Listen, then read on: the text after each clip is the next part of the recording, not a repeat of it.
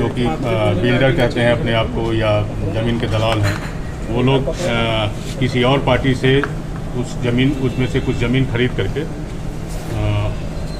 मतलब गलत तरीके से उसको हड़पना चाहते हैं।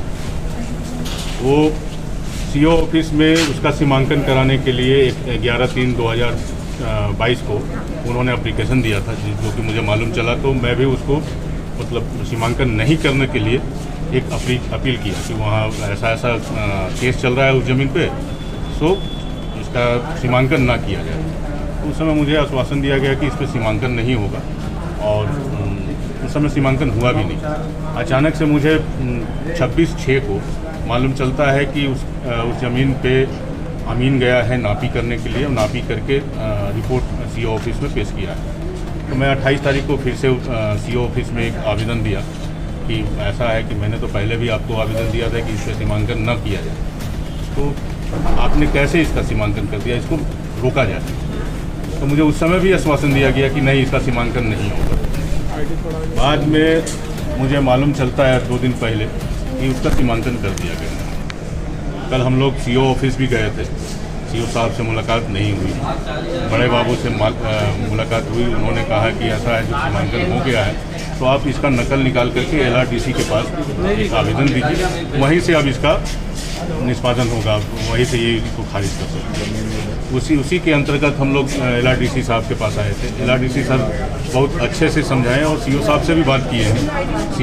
LRDC साहब के कहने पे सीओ साहब बुलाए हैं अभी हम लोगों को कांके अंचल में। वो बोले हैं कि हम सहयोग करेंगे, आप देखिए। उसके बाद हम लोग अभी जा रहे हैं कांके अंचल में। क्या नाम है आपका?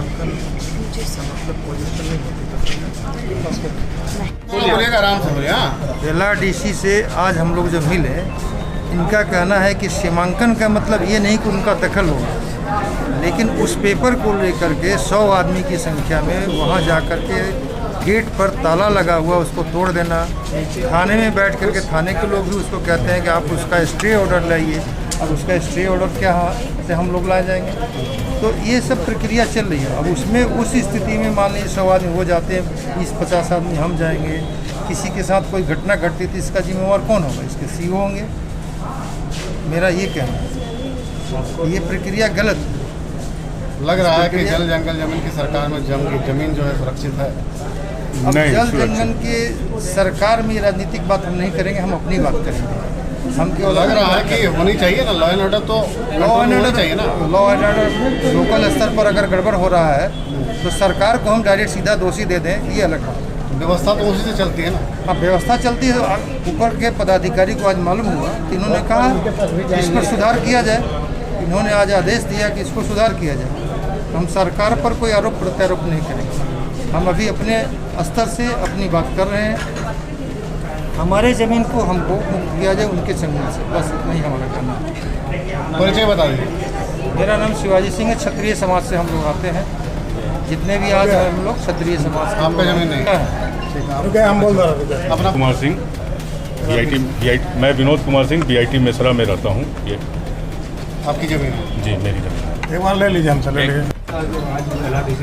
देखिए, जो हमारे क्षत्रिय परिवार के यहाँ तमाम लोग उपस्थित हुए हैं, हमारे क्षत्रिय परिवार के विनोद सिंह जी हैं। उनके ज़मीन को हड़पने का जो सिलसिला यहाँ पर शुरू हुआ है, उस सिलसिले को रोकने के लिए तमाम क्षत्रिय परिवार एकत्रित हुआ है। शहर के तमाम क्षत्रिय परिवारों ने ये कहा है कि हम ये गलत होने नहीं देंगे। आज इसी सिलसिले में हम लोग रांची के LRDC साहब के ऑफिस में आए, और LRDC साहब से हम लोगों ने वार्ता की है। LRDC साहब ने CO साहब को आदेश दिया है, और आदेश पे कहा है कि विनोद सिंह जी के जो कागज है उस कागज को देखा जाए और उस पर कार्रवाई किया जाए, क्योंकि गलत को हम लोग बर्दाश्त नहीं करेंगे और गलत कभी हम लोग होने नहीं देंगे। नंद किशोर सिंह चंदेल, क्षत्रिय परिवार के बारे में। इनका खानदानी जमीन है, और उस जमीन को भूमाफियाओं ने बेच करके गलत लोगों को जमीन दे रहे हैं बिना इनको सूचना का। तो हमको जैसे मेरे को खबर मिला, हम अपने पार्टी के साथ अपने सभी कार्यकर्ताओं को लेकर के इनसे मिले, और ये बोले कि हमको सहयोग दीजिए। तो मैं बोला कि मैं सही काम के लिए मैं और मेरा पार्टी हमेशा तैयार रहता है। इसलिए हम लोग इनको बोले कि कल इन लोग गए थे सीओ ऑफिस में, सीओ साहब से इनकी बात नहीं हो पाई। हम इनको डायरेक्ट आज बोले कि चलिए जिला डीसी साहब से डायरेक्ट मिलते हैं, और हमने इनसे मिल करके प्रस्ताव दिया कैसा ऐसा गड़बड़ हो रहा है इसको देखा जाए। उन्होंने अच्छा आश्वासन दिया है कि आप सीओ साहब के पास जाइए। मैं सीओ साहब को बोल दिया हूँ कि इस केस को उचित कार्रवाई करके वो देखेंगे, और इस पर जो भी निर्णय होगा उचित निर्णय होगा, और इस पर उचित कदम उठाया जाएगा।